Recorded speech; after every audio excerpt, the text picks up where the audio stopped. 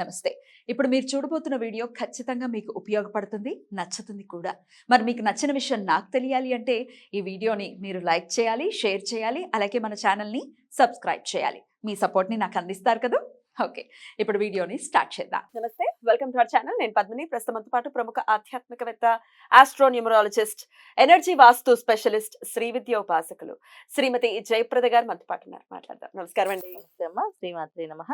జయప్రద గారు, దిష్టి దోషం, అబ్బా ఎన్ని సార్లు మాట్లాడినా దిష్టి దోషానికి ఏం చేయాలి, దిష్టి దోషానికి ఏం చేయాలి, ఎవరికి తెలిసిన పద్ధతిలో వాళ్ళు దిష్టిలు తీసుకున్నప్పటికీ ఈవెన్ చిన్న ఫంక్షన్కి వెళ్తే, చిన్న కాస్త రెడీ అయి వెళ్తే, అసలు రెడీ అవ్వకుండా వెళ్ళినా కూడా దిష్టి తగలడం మాత్రం మ్యాండేటరీ లాగా అయిపోతుందండి. ఎందువల్ల ఇలా జరుగుతుంది? ఏంటి దీనికి మంచి పవర్ఫుల్ రెమెడీ ఏంటండి?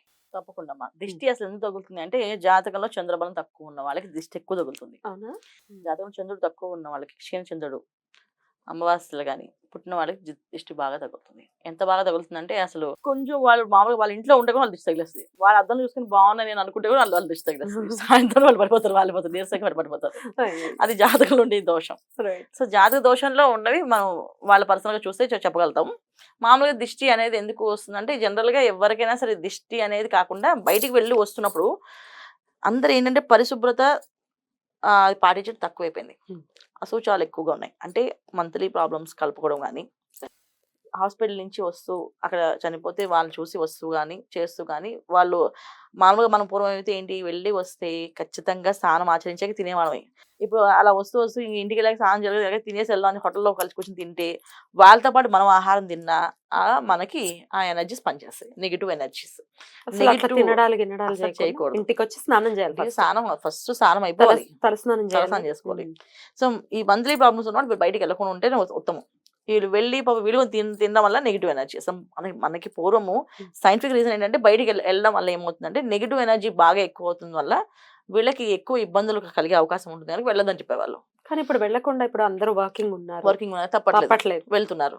సో వెళ్ళే వాళ్ళు ఒక పరిహారం, వాళ్ళు అలా వెళ్ళాల్సి వస్తే వాళ్ళు చేయాల్సిన స్నానం అయిన 4వ రోజున వాళ్ళు ఒక కథ ఉంటుంది, అది చదువుకొని స్నానం చేయాలి ఖచ్చితంగా. ఆ కథ చెప్తా. సో కథ చదువుకొని స్నానం చేస్తే ఇక ఆ దోషాలు తగ్గుతాయి వాళ్ళకి. లేకపోతే ఖచ్చితంగా ఆ దోష ప్రభావం వీళ్ళు అనుభవిస్తారు. వీళ్ళు కూర్చొని పక్కన తింటే పాపం వాళ్ళు తిన్నారనుకోండి, వీళ్ళతో తగిలి వాళ్ళు ఏ గుడికి వెళ్ళి గోపురం క్షేత్రానికి వెళ్ళి వస్తూ వీళ్ళు వాళ్ళు తగిలారు అనుకోండి, ఆ పాపం వీళ్ళకే వస్తుంది, వాళ్ళకి రాదు.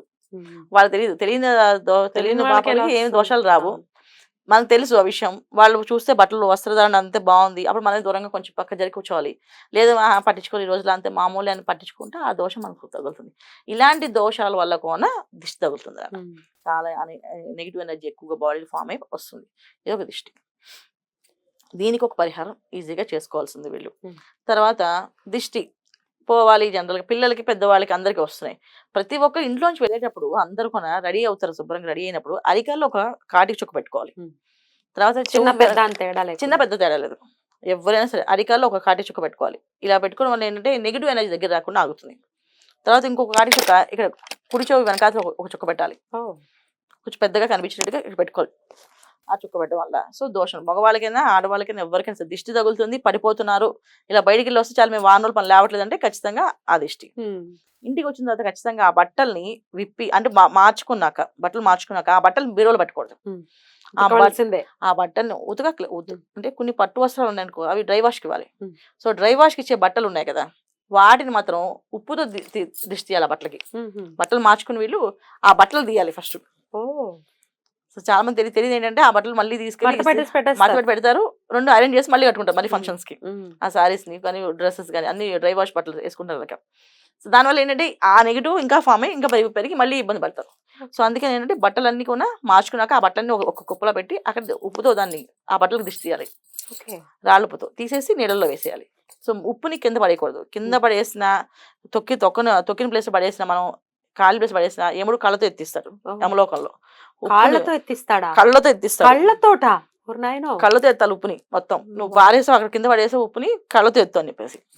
సో అందుకని ఖచ్చితంగా ఉప్పు తీసేస్తే అది ఇలా విసిరేయకండి, ఒక నీళ్ళలో వేసేయండి. ఒక జగ్గు నీళ్ళు పెట్టి బాల్కన్లో సింక్ లో అదే అన్న సింక్ లో వేసి కింద వేసినట్టే లెక్క కావాలి.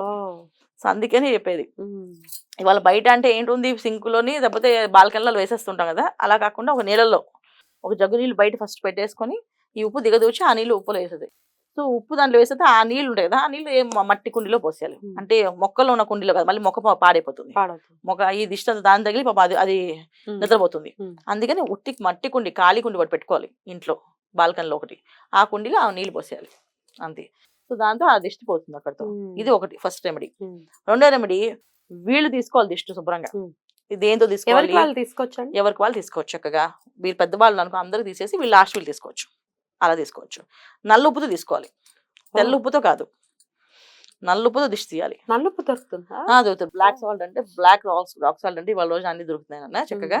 ఆ నల్లుప్పుతో తీయాలి. నల్లుప్పుని బాగా నెగిటివ్ లాగేస్తుంది మొత్తం, ఎంత పెద్ద నెగిటివ్ అయినా లాగేస్తుంది. పిల్లలకు కూడా పాపం, పిల్లలకు నల్లుప్పుతో తీయాలి. అంత అందరూ మనం రాళ్ళు ఉప్పు తెల్లుప్పుతో చేస్తాం కదా, తెల్లుప్పు బట్టలకు తీయాలి. బట్టలకి, మనం వేసుకున్న నగలకి, అన్నిటికీ తీయాలి దిష్టి. ఎందుకంటే మనం వేసుకున్న నగలు, నీ హారం ఎంత బాగుందంటే నెక్స్ట్ టైం పెరిగిపోతుంది. చాలా మంది చూస్తుంటాం, ఇలాంటి దండలు వేసుకున్న మనం వెళ్ళాం అనుకోండి, టక్కన పెరిగిపోయి ఊడిపోతాయి, మొత్తం పోతుంది, పడిపోతాయి. ఎందుకు పడిపోతాయి అంటే అది ఎవరు ఏం చేయలేదు, ఆ దిష్టి తగిలి దానికి నచ్చింది పడిపోయి. సో అందుకే ఏం చేస్తే ఫస్ట్ మనకి బంగారానికి, సో బంగారం వేసుకుని వెళ్ళినా, బంగారం దిష్టి వెళ్ళినా బంగారం వెళ్ళిపోతుంది, ఉండదు. అందుకని ఫస్ట్ మనం బంగారానికి, బట్టలకి తీసుకున్నాక ఫైనల్గా మనం నల్లుపుతో దిష్టి తీసుకోవాలి. అప్పుడు నీళ్ళలో వేసాలి. అది కూడా మొక్కలో లేకుండా ఒక కుండీలో వేసేసేయాలి. ఇది ఒక పరిహారం. అది ఇంకొక పరిహారం ఏంటంటే, మనం ఎప్పుడైనా బయటికి వెళ్ళాలి అంటే పచ్చకర్పూరాన్ని ఎప్పుడు కొన్ని ట్రావెల్ చేయాలి, మన దగ్గర పెట్టుకోవాలి. పచ్చకర్పూరం కొంచెం పౌడర్ చేసేసి, ఆ పౌడర్ కొంచెం మనం ఇలా ఒంటి ఇలా రాసేసుకున్నా, లేదా బట్టలు రాసుకున్నా, మాకు ఆ స్మెల్ పడదండి అంటే చిన్న పొట్లం కట్టేసుకుని బ్యాగ్లోని, హ్యాండ్ బ్యాగ్లో పెట్టుకోవాలి. అది ఏ రోజు కావచ్చు తీసేయాలి. మళ్ళీ ఆ పొట్లాన్ని అలా కంటిన్యూ చేయకూడదు. కొంచెం ఒక ఇంత మిశ్రమం, ఎక్కువ అక్కర్లేదు, పెట్టుకొని తీసి పడేయాలి నీళ్ళలో. డస్ట్బిన్ వేయకూడదు.